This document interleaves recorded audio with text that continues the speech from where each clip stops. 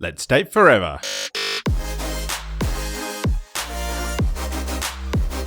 Here's your weekly dose of relationship fuel with Sammy and Nathan Yeager. Welcome to Date Forever. In this week's episode, we're chatting all about getting clear about what you want out of your life and relationship, planning and preparing for a 100-year life, talking about the big things like money, lifestyle, and having kids early in your relationship, collaboration, compromise, and careers.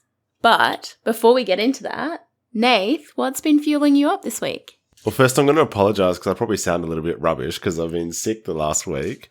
But it was also my birthday week. Partying too hard? Is that why you sound like rubbish? No, I wish that was why I sound like rubbish.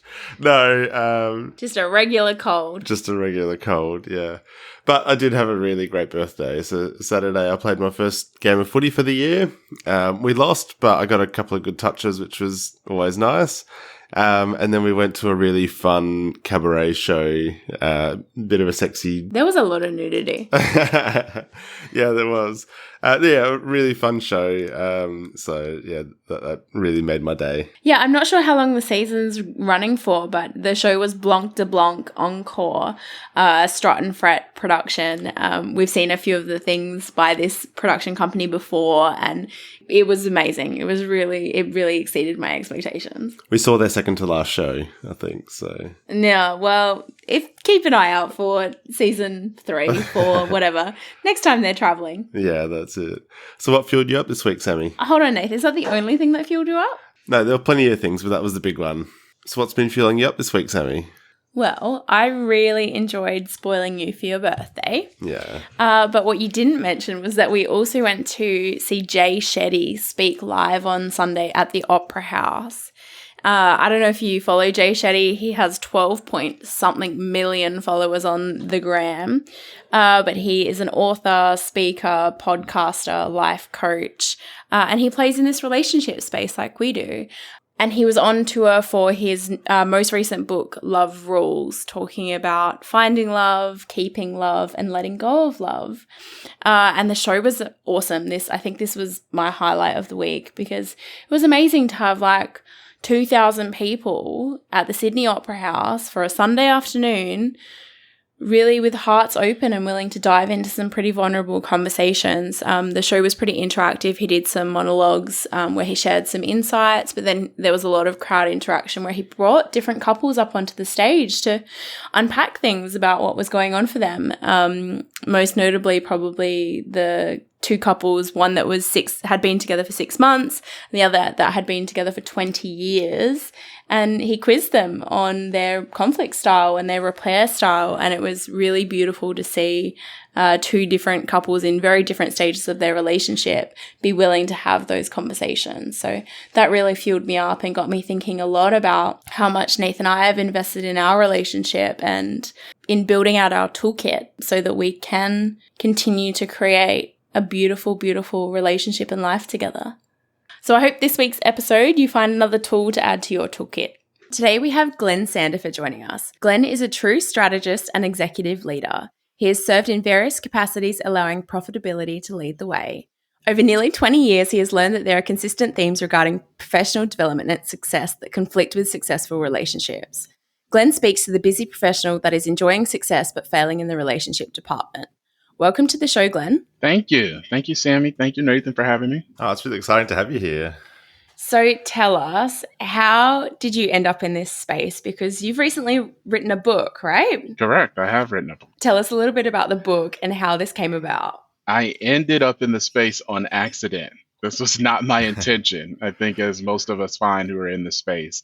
This was actually a passion project over the last decade or so, as to where I wanted to get my thoughts around some of the conversations I've had around relationships, why they're successful and why some of them fail. But the genesis truly was I went through a divorce, early 2010s. And through that process, I spent 2 years in therapy. And the reason that I did that and why I recommend it is I wanted to understand what failure was due to me. What did I miss? What red flags did I not see? And I'm not talking about seeing that person. What did I see in myself? What was I not ready for as a leader? And what I found was that I was lacking in leadership. I was lacking in communication. And I recognized through my conversations as a professional and as a leader, leading people, they were having the same struggles. And so coming out of that therapy session and coming out of 2 years and coming out of that process, I began to do research around just consumer behavior and relationships. I mean, I have a marketing background, sales background, Mm. so it was natural to kind of make that transition because that's what we study in MBA programs. And so I began writing articles on, even prior to that, before Facebook was really a thing, on Facebook, on a website, didn't receive much traction, but kind of the framework was there. And then, as a part of kind of my 5 year plan in 2017, I said, I really need to get this book out. And so I set off on the previous 5 years just determining what is the best book. And as I navigated my new relationship and as I navigated some challenges professionally, I found that the content of the book changed, but the framework stayed the same. And so 2020 is when I got serious about the writing of it. And I spent around 2.5 years developing what we have now as the middle ground. And the middle ground is what you know, is part one of the book of a 3-part series. And so hopefully with the theories that I lay out, people can find some success in their relationships without sacrificing too much in their career. And sometimes those things can be at odds with one another, can't they? Yeah, I find a lot of times if as you achieve professional success, it comes typically at the sacrifice of personal relationships and specifically that relationship with a significant other. And a lot of that is really in how we choose our significant others, choose our mate, choose our partner, whatever word your client, your audience would like to use, because who you choose is going to determine how you move professionally over the span of that relationship, and that can either help or hinder your relationship and or professional success. So, Glenn, how long were you married in your first marriage? 4.5 years. Yeah, okay. And I'm guessing that there's some things that you, or conversations that you maybe didn't have when you went into that one. Yeah. So for someone who is pre-marriage and they're looking for some questions that you need to ask, you have to ask yourself a couple of things and ask your partner or spouse or future spouse some things. The first thing is you have to talk about finances. Finances in any part of our world is going to be a major dictator in how you move, and not just how much money you want to make, what lifestyle and at what level you want to live. And finances talks about how you want to deal with debt, how you want to give, how you want to provide, how you want to consume. And then it leads into future conversations around children because we're having fewer children than we've had in the past. You have to understand how many kids everyone wants. What is the expectation for the child care? Because that is something, once kids come along, it changes the entire equation of a relationship. So making sure that you have a conversation about finances and family and how you want your family to show up is going to be very important.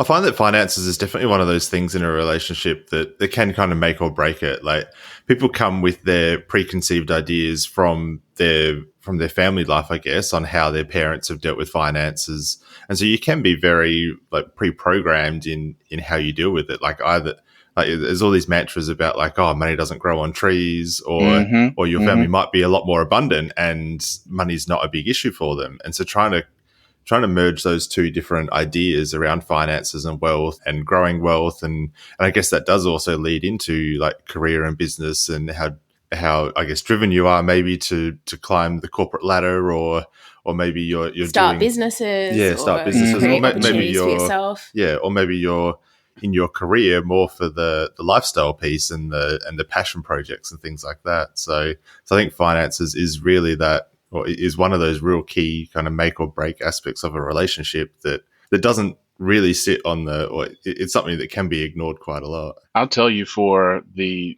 coaching clients that I've had, first question I ask, oh, you have a guy that you're interested in? Yes, I love him. He's a great guy. It's this. What does he do? He does this. How much does he make? What? You haven't asked him how much he makes? No. That tells me how long, where is his starting point and where is his runway? And if he's comfortable making 75 US and he wants to stay making 75 US with a 3% annual raise over his 25-year career, that lets you know what type of lifestyle you can lead. And then you can back into the other questions that you're going to have around family, around lifestyle, around retirement, around wealth building. Where are you guys going to stand?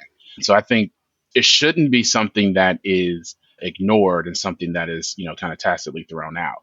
Now, I will also say on the flip side to that equation, don't go in with your lifestyle expectation on that person. So if Yeah. you're working and you make 75K a year, having the expectation that someone you meet needs to either level up to 75 or more, or they need to be able to cover your lifestyle in the event you don't want to work or you experience a job loss. I believe that's just unfair, and that is not what we teach at the middle ground. We teach that you come in, we teach that you know who you are, know what you want, know what you qualify for, and with what you qualify for wants from you.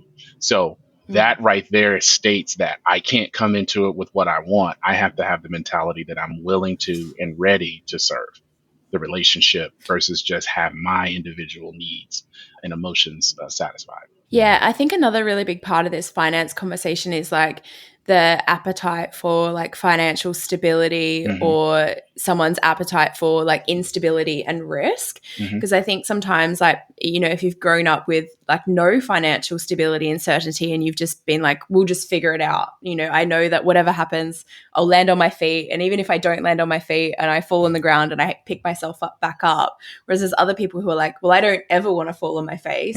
I want to have this much cash in the bank. I want to own our own home. I want to have these assets behind us before we start making more risk-driven decisions. I think sometimes that even that conversation is not had, not even just around the lifestyle, but the risks that you're willing to take to create it. Yeah, so the risk, most people in a relationship, one's going to be more risk averse than the other. And with that comes a conversation about how risky do we want to be. With big risk comes big reward. And in some instances, what you don't want to do if you're a person who's willing to take risk in order for a big reward, you now have someone else to consider. And so you have to measure it a little bit better. So maybe if the investment is a $50,000 investment, and the upside is 500K.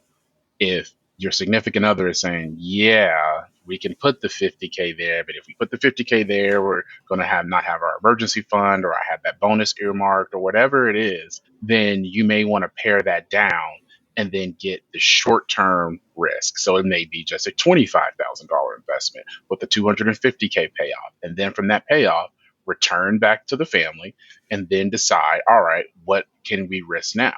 Can we risk 200?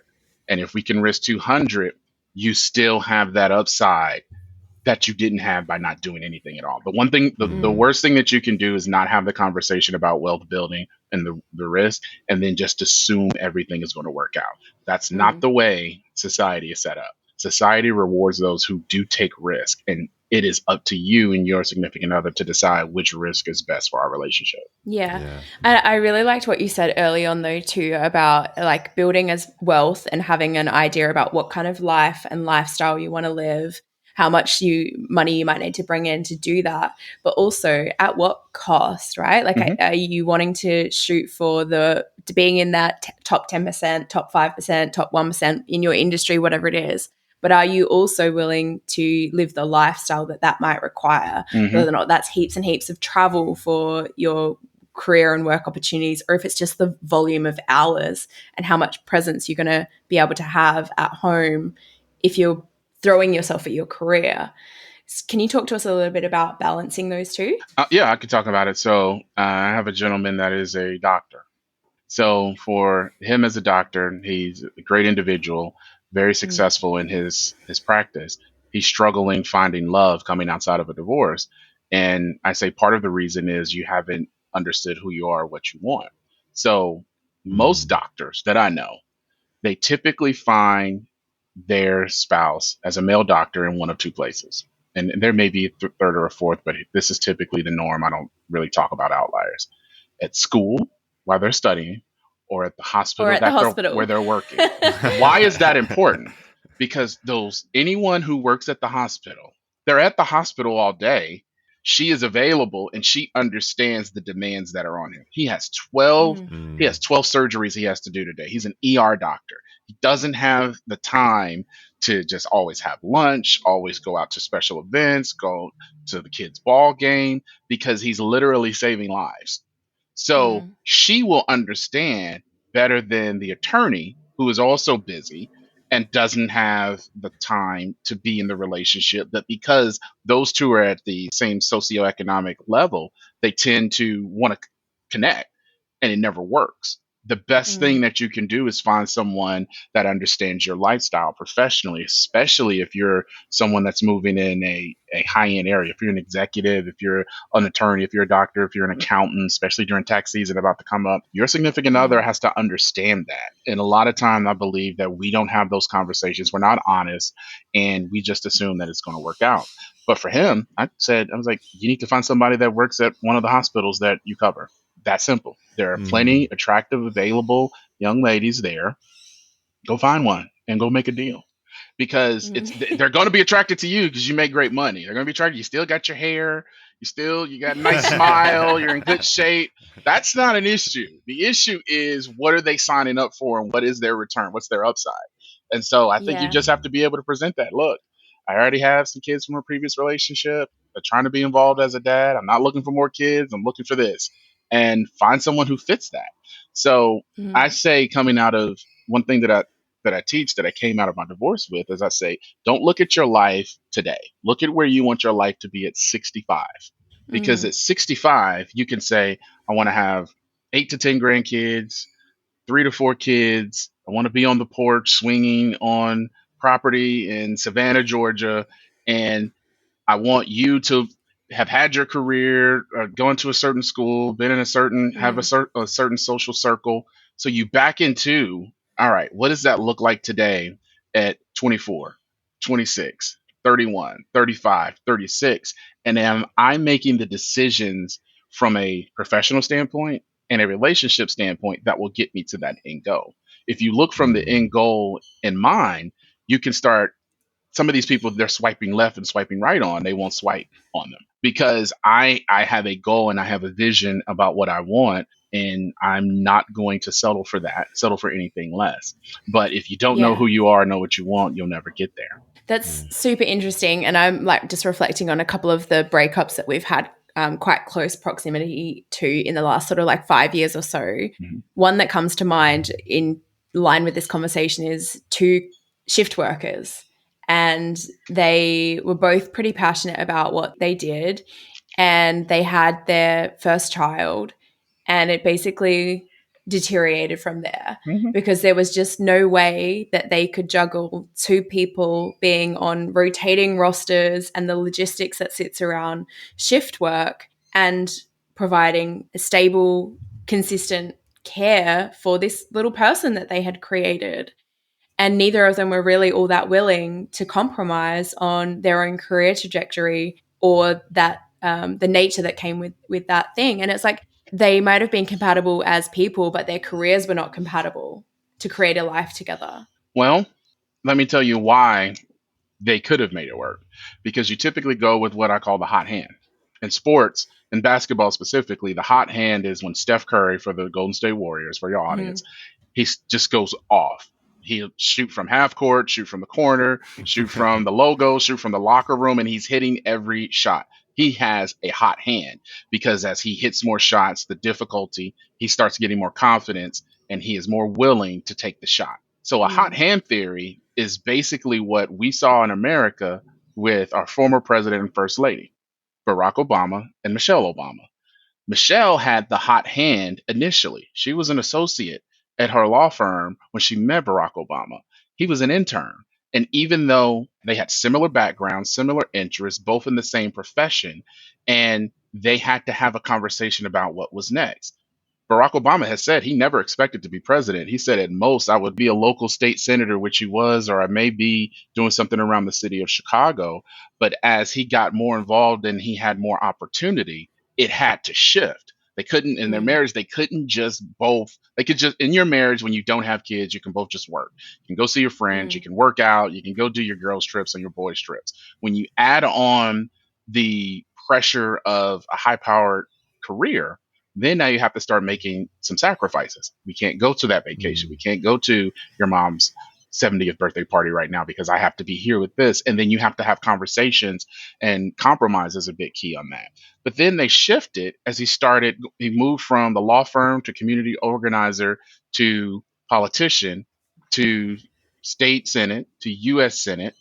So the way that our former First Lady frames it, I wanted my family to look a certain way. So I took my foot off the gas. And the more she took her Mm. foot off the gas, the higher he went. Had she not taken her foot off the gas, he would still probably be a community organizer in Chicago. Mm. But they had the Yeah. conversation, they talked about the vision, they took their foot off the gas, and as things came, she made that investment with the family. And then she's won on the back end. She's one of the best first ladies and most popular first ladies in our history. And who do we see out front today? Her. She's releasing books, talking on talk shows. Yeah. And Yeah. if listeners have not read her first book is It's unreal. It's unreal. It's like Yeah. you go from where you were professionally to being able to take that back seat and even struggling along the way. And that's not to say that they didn't have their struggles with it. I mean, I think she's been on her tour talking about, those first couple of years, I was like, are you going to work out after you campaign? Oh, when you coming home to take care of this baby? But Mm. now, where is he? He's vacationing. He's with the girls. He's showing up to her event, bringing her flowers. When he's talking and he was like, no, no, no, it's about her. I'm over here just in the back drinking my coffee, guys. And so it shows that a dynamic, regardless of how high you go. And I think we can consider that one of the highest heights. You can still make it work as long as you reach the middle ground. And the middle ground, when you start talking about just a relationship into a marriage, you have to remember compromise and you have to remember collaboration. Otherwise, you have competition and chaos. I think that's what we saw in this relationship with these two shift workers. It was like this power struggle that just never ended. No one ever committed to, okay, well, we're going to let your career play lead for the next 5 years. And then we're going to talk about exchanging that or finding another way. But neither of them were willing to compromise or collaborate or find a way forward for them to both get what they want, even if it was in a bigger context of their life. And, these two people were married, like they had made a commitment to we're going to spend our life together. Mm-hmm. And then they couldn't make that life work. They couldn't make the life work. And who suffers the most? Yeah. The little person. The little person. Yeah, exactly. And then because the little person suffers, you all both suffer at a higher level. And we have to do a better job in our relationships of communicating and making sure that we are on the same page. That's why I say when you're in the middle ground, you have to make sure that we are collaborating. We're coming in good faith. We're coming in here to make sure that both of our needs are met and the relationship is thriving above everything.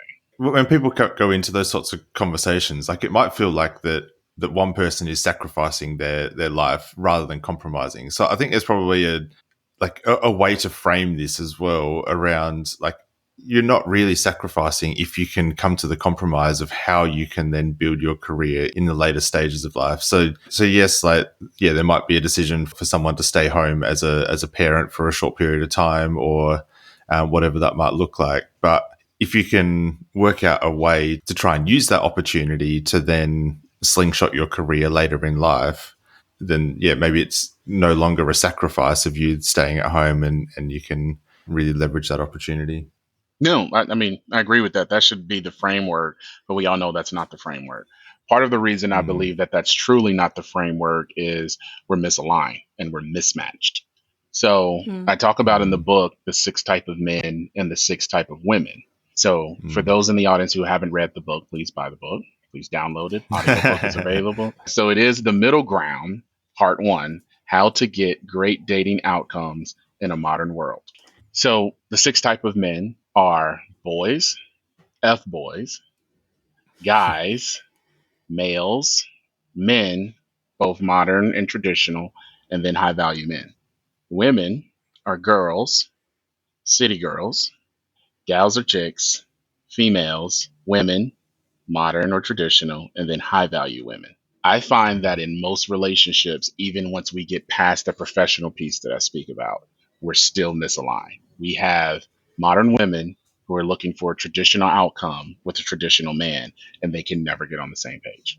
We have traditional men being aligned with city girls and can never get on the same page. So I like to say when someone tells me they have a problem in their relationship or I'm not getting the outcome that I want in my dating, I ask them what they want. And I say that the successful relationships find that component where you have that total alignment. I mean, so much of what we're talking about is about identifying what you really want, isn't it? Yeah. The most important thing is to identify what you really want. Well, yeah, it's like, I guess, identifying who you are and then, what you want from that place. I mean, our society says, what do you want? I mean, social media makes it really easy just to go look, and then the apps make it easy for them to all swipe. They But tell you what you want. yeah, the algorithm, What the you algorithm in actually- social media what is you telling you. legitimately want. Yeah. Yeah, so they're telling you what you want versus you just kind of knowing. And when you know who you are and you know what you want, then it's a little bit easier to make a better decision with the information you have. So it is always my hope and my prayer that people can first find themselves, find out who they are, know what they want, so they can get to the outcome of a successful relationship. I find this conversation so interesting because it really does talk about like how I guess things have changed even in the last 30 years, like in a generation, because like our parents' generation were doing things so differently in that sense. And I think things have progressed, like especially in that early career stage and coming out of college or coming out of high school. Like there really is almost an extra stage of life that's been inserted into that early phase of our lives. Sammy and I read a book a little while ago called The 100-Year Life. And it was really interesting in just explaining how when we are now living to 100 and we have modern healthcare, we now have our quality of life is so much better for so much longer as well. And so now when we're at 65, we could still be working for another 20, 30 years as well. And so just planning out our life and looking from kind of that endpoint back, it is, really interesting to try and understand, well, what do I want? Because it's probably not going to be the same as what my parents want or what every generation has gone previously, because things are so different for us and have progressed so much in even this last generation. Yeah, and I talk about that in the book when I talk about the traditional man, and I speak to both of my grandfathers. So both of my grandfathers were from the South, Jim Crow South. They moved up north, they enlisted, and they both served and returned from World War II. That right there is kind of a miracle for the number of lives that were lost during that war. They returned to a city in the north. They both pick one woman from their hometown that they move up north. They have trades. And that's because no other profession was available at that time to them. So they get their discharge honorably. They get their GI money. They buy houses in the same neighborhood on the same street. And then they both marry one woman and they both have 7 children. Now, this is during a time of contentiousness with our country. From the late 40s, the 50s, or the 60s, that's all documented what was happening with our country in the US and where we were turning. They had 7 kids. They thrived. They both worked in their trade. They both built a lot of part of the major city that was adjacent to their town. They were a part of a union. They were a part of the lodge. They had a church home. They had their children. And then no one broke into their home. If they did try to break into their home, they would sit them down, give them a cup of coffee, give them a couple dollars, send them on their way. Their kids were running the street. Everyone was having a good time. We were basically safe. So, and by the way, neither of their women had to work. They didn't have to because they were able to provide a lifestyle comfortably in a home, late model cars every other year. It felt like and seemed like from the history. And they were successful. They both retired and supporting 7 children. And supporting Oh, 7 wow. children. And help 7. pay for some of them to attend college, help pay for some of their weddings, then retired, and then they still worked after their retirement because they could, because they were experts in their field. They both died married to the same woman that they married in the late 40s, early 50s. And so what does that say? That is not the trajectory today. The trajectory today is when meet someone at 26, 27, 31, 35, 40, and I'm going to get 20 years together.